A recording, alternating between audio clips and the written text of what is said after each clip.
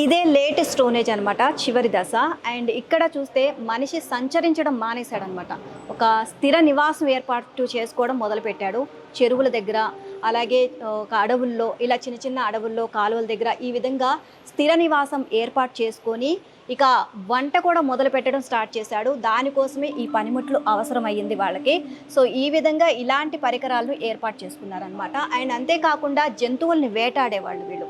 కానీ వాటిని మచ్చిక చేసుకోవడం మొదలుపెట్టారు. అందులో మచ్చిక చేసుకున్న దాంట్లో మొదటి జంతువు కుక్క అనమాట. కుక్కని మచ్చిక చేసుకొని వీళ్ళు వేటకు వెళ్ళడం, ఎక్కడైతే నివాసం ఏర్పాటు చేసుకున్నారో అక్కడే ఉండడం, అక్కడే వంట చేసుకోవడం.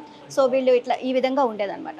ఇక వ్యవసాయం కూడా మొదలుపెట్టింది ఈ దశలోనే. సో ఈ పనిముట్లు కూడా దానికి సంబంధించినవే ఇక్కడ మనకు కనిపిస్తున్నాయి. ఇది మనం చూస్తున్నాం కదా, ఇది రాతి గొడ్డలు అనమాట. సో చెట్టును రాతి గొడ్డలితో ఎలా కట్ చేస్తున్నారు అని కూడా మనకి ఇక్కడ చూపిస్తున్నారు. సో అది ఎలా కట్ అవుతుందో కూడా, దాని షేప్ కూడా ఎట్లా ఉందో చూడండి.